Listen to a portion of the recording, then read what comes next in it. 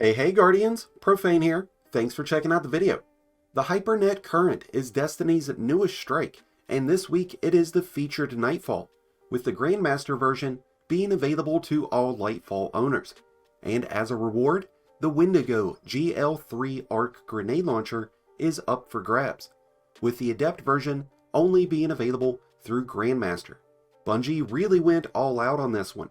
They threw in everything but the kitchen sink. This strike includes a ton of champions, Taken, Space Rhinos, Tormentors, and a fun yet challenging Sparrow course. So today we'll be breaking down this Nightfall in its entirety and going over the best weapons and loadouts, current functioning cheeses, workarounds, and best strategies, so that your time in the Hypernet will be much easier. The Hypernet Current includes 16 total champions, 7 overloads, and 9 unstoppables. There will be a mix of solar, arc, and void shields, but the predominant shield type that you'll be facing will be void, which can work out well for those utilizing the volatile flow, shatter orbs, and bricks from beyond seasonal artifact mods. Your enemies will receive an increase to arc damage this week, which means many of the Taken's attacks will be significantly stronger, including blights and geysers. To counter this, I strongly recommend the use of arc resistance mods, as well as void resistance mods, which will lighten the blow from the Tormentor's attacks. Concussive Dampener can be a great asset to reduce area damage caused by the Tormentors, champions, and final boss. But there are quite a few snipers in this Nightfall, so a sniper resistance mod would be an equally effective option. You will receive an increase in damage for solar and strand abilities, as well as grenade launchers. This means that it will be a great week to show off those solar and strand builds, both of which have been heavily featured through this season's artifact, making them immensely more effective. Having the ability to suspend enemies with strand is extremely versatile, and can really make the encounters in Grandmaster much easier to manage. So all 3 classes this week can bring a tremendous amount of support to the team with the use of a strand build. Warlocks will still want to consider running with a Well of Radiance build to ensure the team's survival against the Tormentor and boss encounters. Invis Hunter builds are always a useful tool to have in the bag when running Grandmasters, and a Bubble Titan can benefit off of the 32 total Void Shields that are in this week's Nightfall. The Osteostriga continues to be one of the elite exotics to use against champions and bosses, and this week will be no different. But the Malfeasance and Wishender can both be outstanding options, since both deal bonus damage to the Taken. Plus the Malfeasance can handle unstoppables. Tycho's Divination, Quicksilver Storm, Divinity, Layman Arc, Polaris Lance, the Hardlight, and Devil's Ruin will all serve as excellent exotic choices. With that being said, a mix of energies will be beneficial. Personally, I chose to go with a Void Scout Rifle that will benefit from volatile rounds. It will also help generate heavy ammo, and it will be able to handle the unstoppables and void shields. Heavy grenade launchers like the Cry Mutiny, Carax's Distress, or Marcelian Sea will all benefit from the bonus surge damage. But heavy linear fusion rifles like Cataclysmic or Briar's Contempt can really eat through the tougher enemies. The Hypernet starts you off with facing up against the Cabal forces in Maya's Retreat. The first few waves of enemies are just some rank and file trash mobs.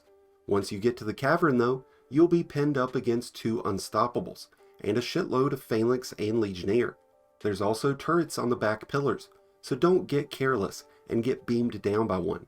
You'll have a chance to collect 2 Vex Cranium heads here. These can be brought along and saved for the Tormentor once you've reached the beachfront. Along with the Tormentor, there will be an unstoppable champion, and several void and solar shielded enemies. I recommend taking the high ground here. After you've cleared out the small group of adds that were originally here, the rest of the enemies will remain down below, like fish in a barrel, and the Tormentor will likely follow suit, giving you an easy way to manage this encounter without losing lives. Make sure that the unstoppable champion is defeated before the Tormentor goes down, otherwise you won't reach platinum rank at the end. Once the Tormentor's down, the rest of the adds will despawn, and you'll be able to splice through into the Hypernet, where we instantly transition to Taken forces.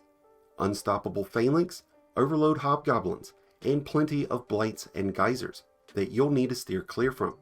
Once you get to the blight room, you'll have a void shielded minotaur in the back that can spawn more Vex craniums. Be sure to have at least one of these before you clear out all the blights, so that you can bring it with you to the next area. This is the Sparrow course, which can be dreadfully scary in Grandmaster when the blights are a one-hit kill.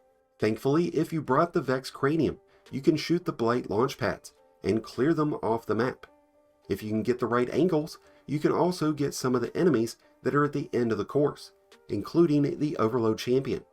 You don't have to be in a rush for the Sparrow course, as the enemies who are on the course won't actually attack you, and with the blights removed, this should be a cakewalk. Once you get to the end, there will be snipers and an overload waiting for you, so it will be a great time to pop a defensive super. There will be more Vex craniums available, which I recommend bringing along with you to take out as many blight launch pads as you can before you proceed across the bridge towards the elevator section. Once you get to the elevator shaft, the enemies will spawn from the center, making it a prime opportunity to chain supers. There will be snipers and an overload overhead, with taken ogres down below, so be sure to utilize the outer pillars of this area for cover. Clear out the adds before you destroy the rest of the blight launchers. Grab what craniums you can and head up the elevator shaft. And now you'll be entering the boss arena, where there is currently a fatal glitch that can trap guardians within the floor if you die. This will hopefully get patched today, but if it does not, and it does happen to you or a member of your team, there will unfortunately not be an option for revival. This taken Hydra boss named Parthenius has 3 damage phases, and in between each, you'll have to gather craniums and destroy blight bubbles and blight launchers, during which the boss will continuously launch void seeker bombs towards you.